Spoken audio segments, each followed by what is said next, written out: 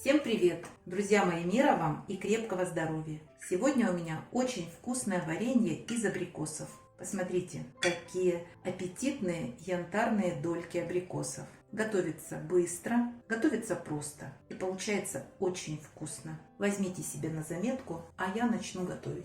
Друзья мои, то, какое получится варенье из абрикосов, напрямую зависит от сорта абрикоса или его зрелости.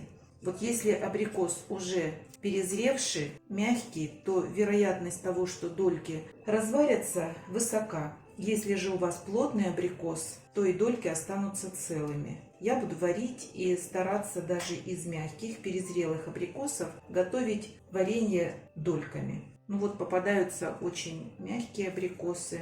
Это у меня уже перезрелые абрикосы. Для абрикосового варенья подойдут любые абрикосы.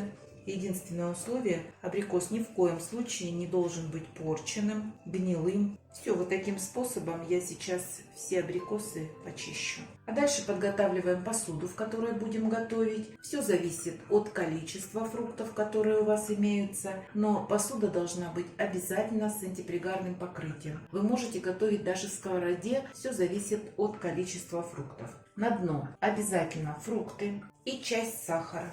Если будете готовить из большого количества, килограмм фруктов, килограмм сахара. И вновь фрукты. Рассыпала как хотела. Засыпаем сахаром и оставляем не менее чем на 4 часа. Можно это приготовить с вечера и оставить на ночь. Прошло 5 часов. Абрикос опустила сок. Поставила на огонь чуть ниже среднего. Жду, пока весь сахар при нагревании растворится.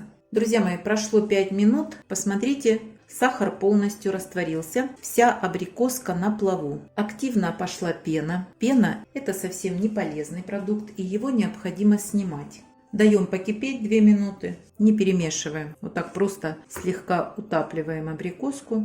Выключаем и оставляем до полного остывания. Прошло 2 часа. Варенье полностью остыло.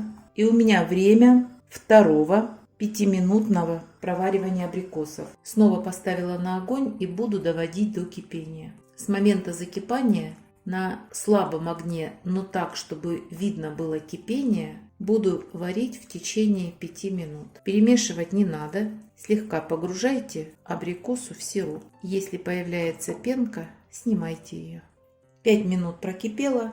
Выключаю и оставляю еще на 2-3 часа до полного остывания. Друзья мои, подошло время третьего проваривания абрикосов. Первый раз я варила 2 минуты с момента закипания для того, чтобы абрикосы не разварились и не развалились в моем варенье. Через 2 часа я второй раз кипятила абрикосы в течение 5 минут, но я видела кипение, не сильное, не активное, и снимала пенку. Сейчас третье проваривание. Между вторым и третьим провариванием прошло 3 часа. Абрикосы полностью охладились. Они у меня уже закипели. Продолжает образовываться пенка, которую я снимаю. Это проваривание, как и второе, будет 5-минутное. Абрикосы должны кипеть, но активного кипения не должно быть. Вот на таком огне я их буду варить в течение 5 минут. Перемешивать их не надо. Можно только слегка вот так их прижимать в сироп.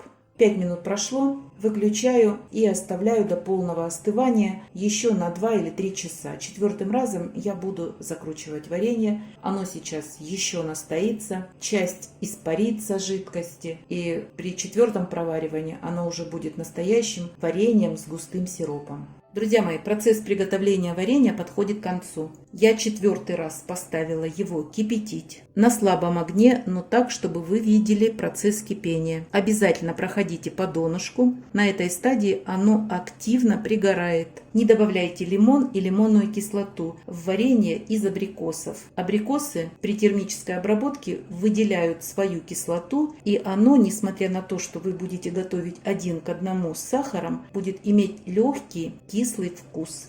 Что дает такой процесс приготовления? Это вот такая целостность долек.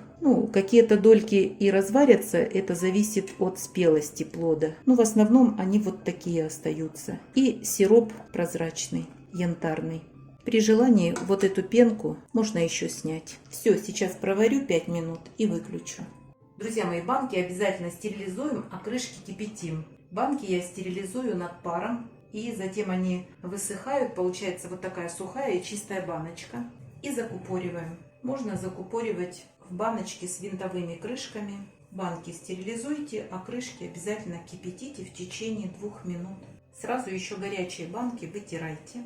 Вот такое, посмотрите, красивое получается варенье. И очень вкусное. И сейчас вторую баночку закрою.